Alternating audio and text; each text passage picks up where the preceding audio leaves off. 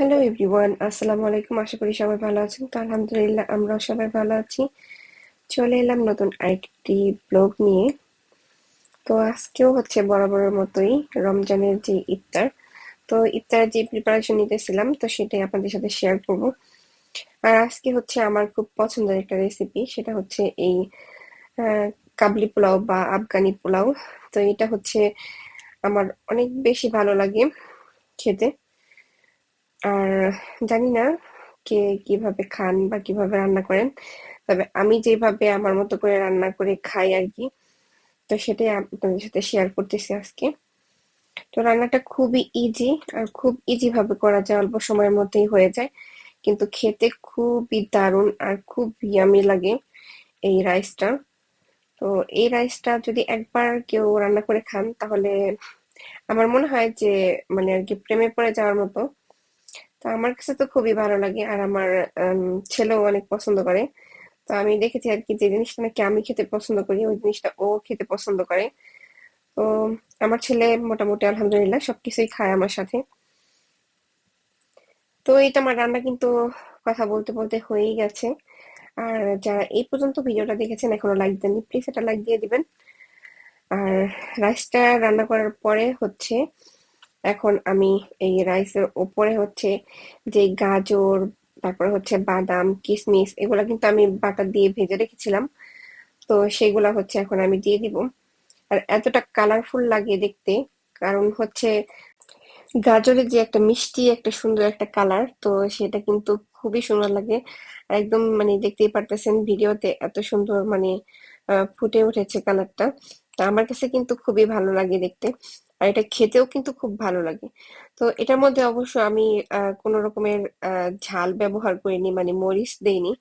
কারণ হচ্ছে আনাস যেহেতু খাবে, আর আনাস এমনিতেও ঝাল খেতে পারে, কিন্তু তারপরও আমার মনে হয় যে এই রাইসটার মধ্যে যে মিষ্টি একটা ইয়া থাকে, কারণ এই কিসমিস দেওয়ার কারণে এই কিসমিসটা মানে যখন নাকি আমরা মানে খাই তখন হচ্ছে এই কিসমিসটা যদি মুখে লাগে তখন আর কি যে মিষ্টি ফ্লেভারটা মানে আসে বা মিষ্টিটা লাগে, তো এটা আমার কাছে খুবই ভালো লাগে।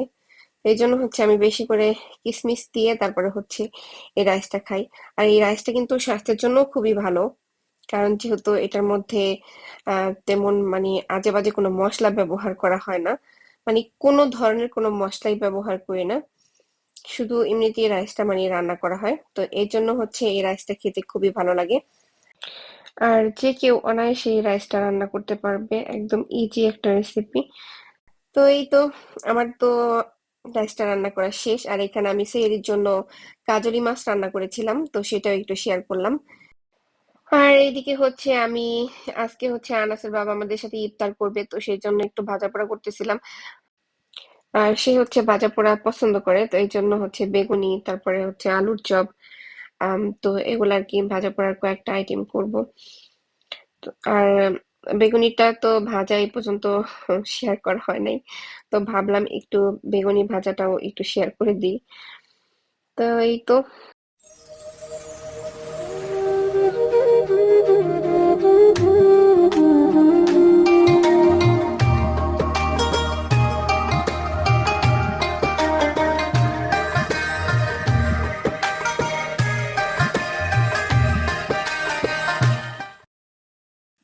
আর এই তো রান্না বাড়া সবকিছুই শেষ, তো এখন হচ্ছে ইফতারের পালা। তো ইফতারের জন্য আমি সবকিছু এখানে ফল, তারপরে হচ্ছে ফালুদার জন্য যা কিছু লাগে, তারপর হচ্ছে মাঠা, তারপরে ভাজা পোড়া যেগুলো করেছিলাম, একটু সালাদ করেছি, তো এই সব কিছু করে নিয়েছি, সুন্দর করে গোছগাছ করে নিয়েছি আর কি। আর যেই রাইসটা আছে সেটাও আমরা মানে আর কি খাওয়ার জন্য নিয়েছি। তো এইভাবে আর কি সবকিছু সুন্দরভাবে গোছগাছ করে নিয়ে তারপর হচ্ছে এখন ইফতারের জন্য বসছি। তো অপেক্ষা করতেছিলাম আর কি কখন আজান দিবে, আজানের জন্য। তো ভাবলাম একটু শেয়ার করি আপনাদের সাথে।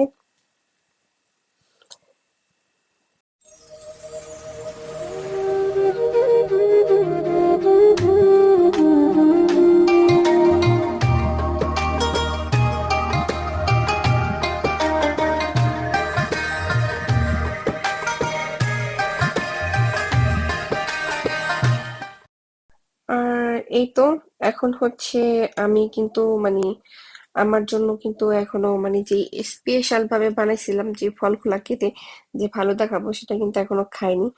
তবে আর কি এখন খাবো আর কি।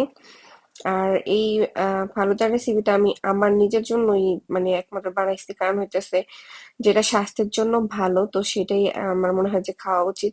তো আমি মনে করি এভাবে ফল দিয়ে সুন্দরভাবে নিজের জন্য কোনো ডেজার্ট আইটেম বানিয়ে খাওয়াটা, তো এটা স্বাস্থ্যের জন্য খুবই ভালো। আর যেহেতু আমরা অনেকেই ভাজা পোড়া খাই, তো ভাজা পোড়াটা না খেয়ে এরকম ভাবে যদি মানে সব ধরনের ফল দিয়ে তারপরে খাওয়া হয়, তো এটা কিন্তু স্বাস্থ্যের জন্য অনেক ভালো। তো এখানে আমি কলা, তারপরে হচ্ছে খেজুর, তারপরে হচ্ছে বেদানা, তারপরে এখানে আম, তারপরে হচ্ছে স্ট্রবেরি, তো এগুলা সবকিছু কেটে নিয়ে। আর আজকের ইফতারিতে মনে হইতেছিল একদম সবকিছু মানে ভরপুর ঠিকঠাক আছে, কারণ হইতেছে আজকে যেহেতু আনাসের বাবা ইফতারির আগে চলে আসছিল কাজ থেকে, তো একসাথে সবাই মিলে ইফতার করতে পেরেছি। তো এই জন্য আর কি বেশি ভালো লাগতেছিল, কারণ হচ্ছে এমনিতে তো একা একা ইফতার করি, তো আজকে সবাই মিলে একসাথে ইফতার করেছি।